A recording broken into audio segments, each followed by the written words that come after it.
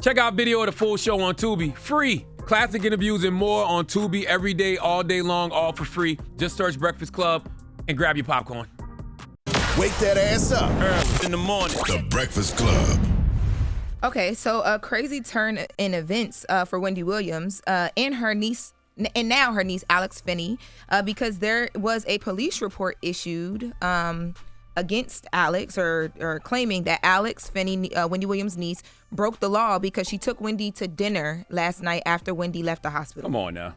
Yeah. So, okay. So what happened was after Wendy left, I was gonna say break this down. Yeah, after Wendy left the hospital, her niece, who flew in from Miami because her aunt's in the hospital, right, was like, they went back to where Wendy lives at the coterie place, right? So I guess they wanted to get dinner. I'm assuming it's because Wendy's been going through a lot these last couple days. So on the way back to her place, they stopped and got food? No, they went back to her place from the hospital. Right. Once they're at their place, then they decide to leave and go to dinner.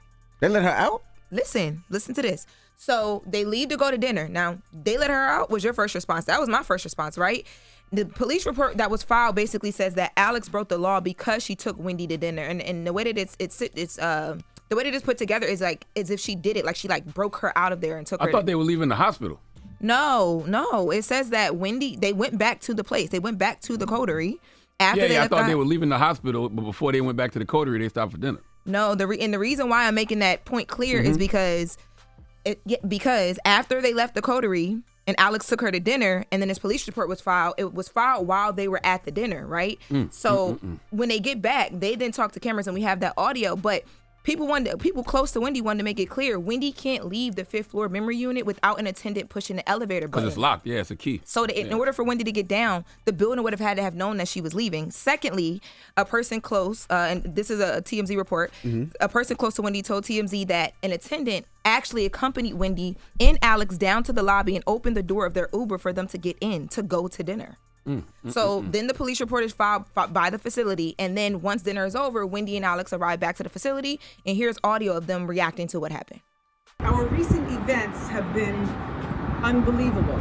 Came back from dinner, but I was told that police were called because the coterie here was saying allegedly I took my aunt from this facility and whisked her away without any sort of confirmation or approval, which according to everything that we have learned in terms of this whole situation, wondering exactly how that correlates with the statements that the Guardian has made that Wendy is able to come and go as she pleases, Right. and that there are no family visits that are blocked. Clearly, they are lying to me when they say I can go out and do what I want to do. That's right. This is my niece, Alex. She just flew in from Miami, okay? I just came from the hospital. So we are going out to celebrate. But we're good. We're back. We're good. We're back in one piece. Yeah. Then they just send us a letter saying they can come and go. She can come and go as she please. That's what they were referring to. That's a damn lie. Yeah. And then yesterday, too, there was a story that broke about the judge in Wendy's case. It's a woman named Lisa Sokolov. This judge fired off a letter to Wendy's attorney, and she is very upset. Which I don't understand. Yeah, she's very upset with Wendy and just some of the things that have been happening. I guess, things that have been said in the media and stuff like that.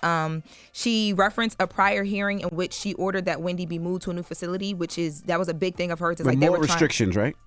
Yeah, so apparently Wendy's lawyer wrote back to this judge and said that, it's wrong to move Wendy to an even more restricted facility than where she's at right now. And the judge wrote in the email that she has always contended that Wendy will be given the independence she can handle. I question how well she has handled the independence that she has been given. Now, multiple sources with direct knowledge tell TMZ that the judge is pissed that Wendy has been speaking to the media in a bad way about the Guardian. The guardianship in the facility. She's telling her truth. In the facility that she's in, which she calls the luxury prison.